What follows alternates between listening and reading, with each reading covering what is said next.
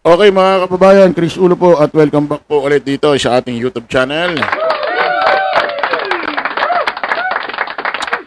Okay mga kababayan, mga kanilis, pag-usapan ho natin. Ito ngayon si Pokpok Queen. Oh, pagdating dito sa ating channel, sa ating munting programa, kilala niyo naman si Pokpok Queen, di ba? O, ba't natin tinawag na Pokpok Queen ito? Oho, si Hanilet Abancena. Palakpakan natin. Baka sabihin hindi maganda intro natin sa kanya, di ba? Okay, ba't pa tinawag na Pokpok Queen ito?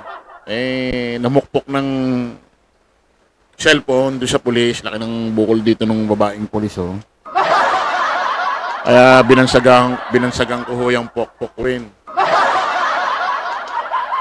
Ngayon mga kababayan,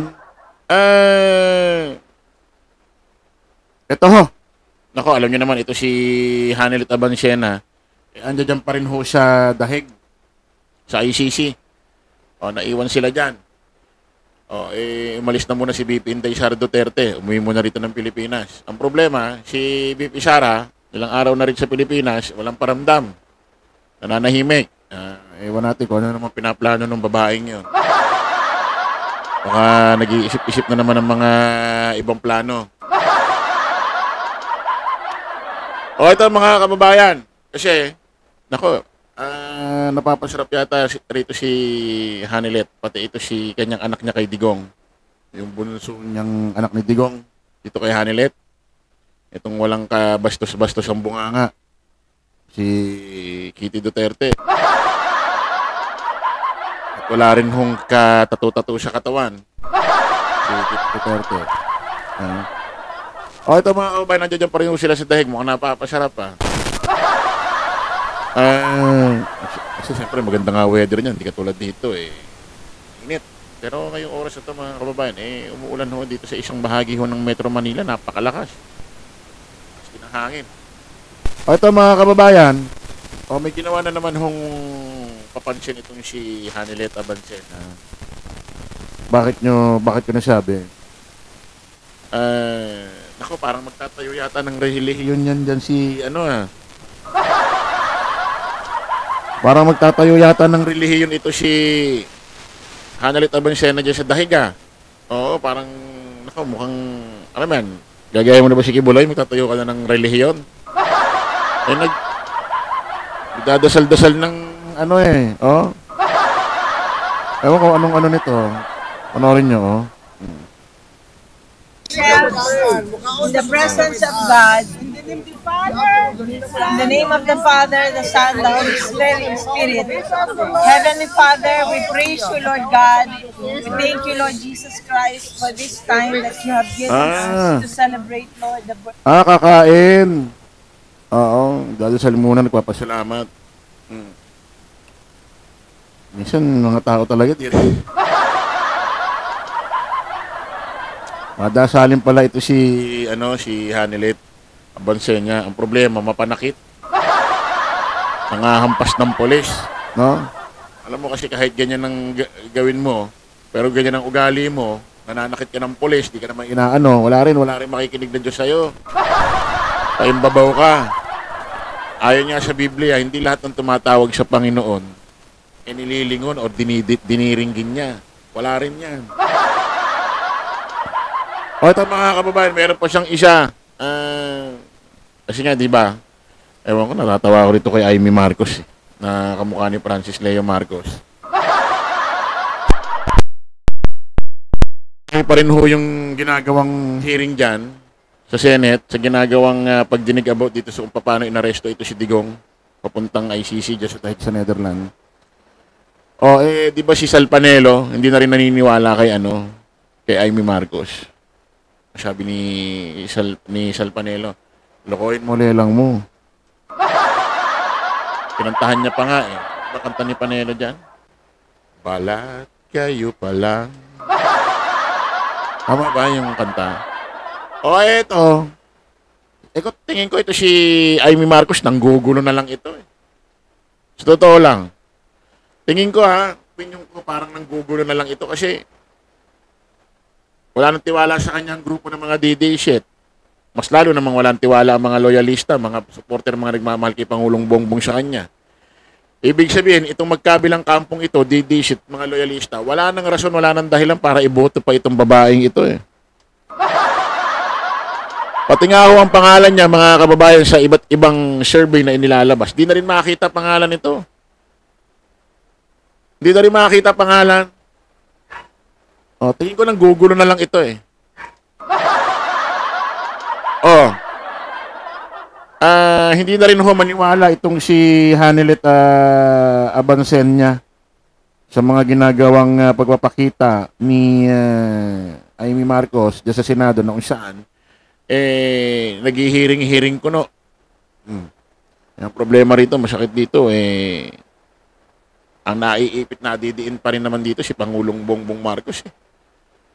Kasi papunta doon yung istorya para gusto ni Amy Marcos yung mga tinatanong sino nag-utos, sino nagganyan, sino nagganito. Para bang ang gusto nilang palutangin pangalan ni Pangulong Bongbong Marcos, obvious naman sa klase ng mga pagtatanong. Pakinggan natin ito.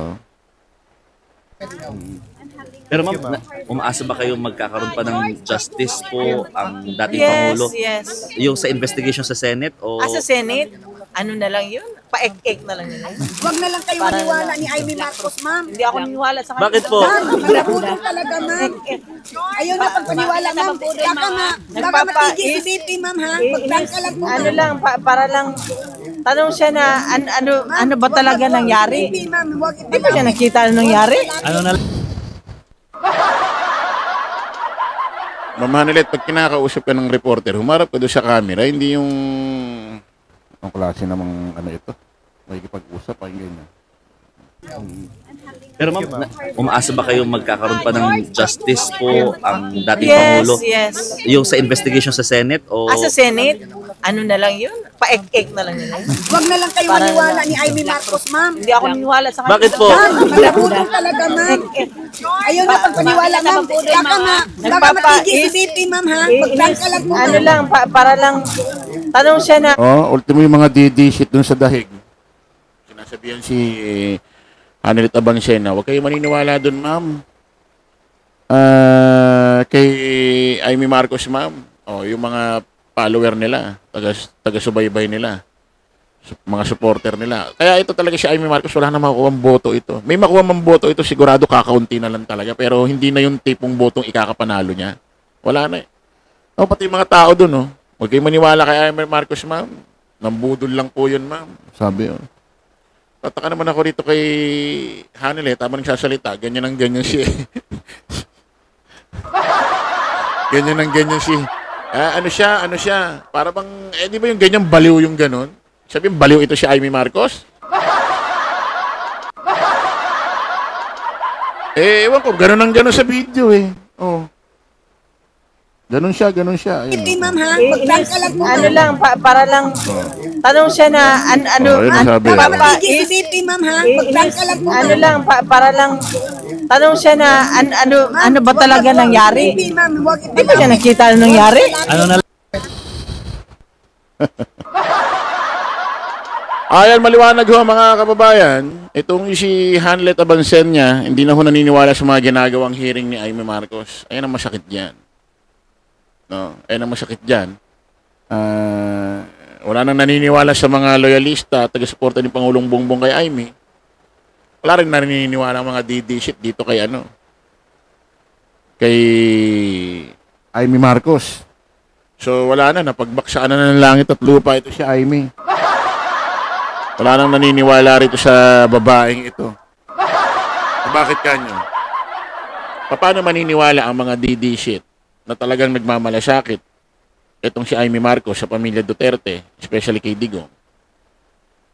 Paano maniniwala ang mga DD shit na mahal ni Amy Marcos si Digong, ang pamilya Duterte? Mismo pamilya niya eh. Mismo si Pangulong Bongbong, kadugo kapatid niya eh. Ginagago niya eh. Diba? Kaya nga 'di ba sa pelikula, 'di ba pagka merong nag-traitor sa kabilang kampo, tapos nagpunta doon sa kalaban ng kampo. Ano sasabihin ng leader nung bagong kinampihan niyang kampo? Yung kagrupo mo nga dati, tinrider mo eh. Kami pa. O, sabay baril. Pang, pang, pang, pang, pang, pang. Diba? Oh. Nako, bago tayo magtapos, i-play nga natin itong ano. May katanungan ito si Hanelit Abansenya. Oo, pakinggan natin. Hindi, sabi niya, napapatanong kasi siya, bakit kung sino pa daw yung may matinong ginawa para sa bayan, yun daw yung nandun sa loob. Sabi ko, pareho tayo ng tanong. Actually, tinatanong po ang Panginoon. Pero ano yan, alam mo, parati naman. Nag-usap daw sila ni Digong. Sabi daw ni Digong sa kanya, sino pa daw yung gumawa ng matino sa Pilipinas, yung pa raw nakakulong. Yun ang sabi mo. Yun ang iniisip mo. Putik matino ba yung ganun? Umamin ka na mamamatay tao ka, may mga pinatay ka. Sasabihin mo, matino, minura mo yung Diyos. Sasabihin mo, matino, ang hilig-hilig mo mag-FU sign sa camera, kung sino-sino ini-FU sign mo sa camera. Kung sino-sinong babae ang hinahalikan mo sa camera. Ha? Ano pa ba? Mura dito, mura doon, minura yung Diyos. FU sign dito, FU sign doon. Marami pang mga pinaggagawa ito si Digong eh. Tapos magtataka ka dyan, sasabihin mo matino ang... Matindi, ano? Meron pang ano rito eh. Meron pang yung ewan ko lang kung maaano ko ha.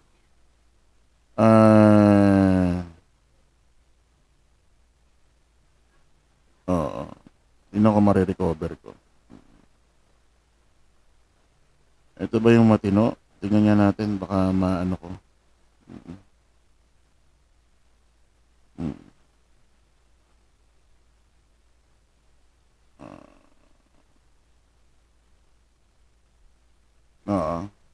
Ito ba yung matino? Hanelit Abansenya. Teka ha.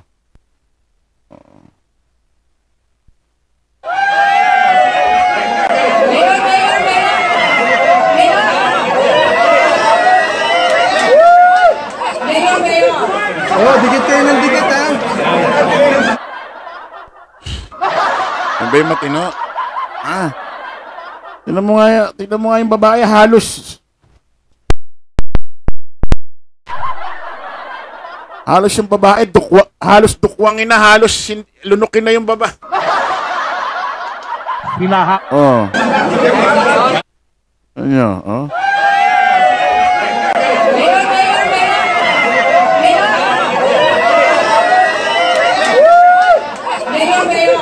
Ano, Dikit kayo ng dikit ha. Ayaw mo sabihin matino yan. Okay, maraming salamat po mga kababayan. Kita-kita ulit tayo sa panibagong live, panibagong vlog. Alam po pasamantala ang inyong lingkod, host Chris. Kulo lagi natin tatandaan doon. Follow the majority. Follow the right way. Maraming salamat. Kita-kits po tayo ulit. Bye-bye.